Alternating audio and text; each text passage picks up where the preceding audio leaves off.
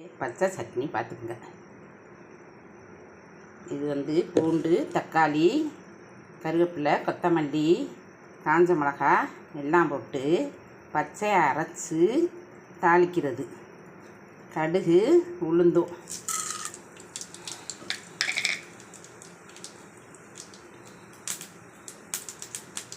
காரஞ்சாரமான சட்னி, அதுக்கான இட்லி பார்த்துக்குங்க மக்களே. காலை வணக்கம். எப்படி இருக்கீங்க எல்லோரும்?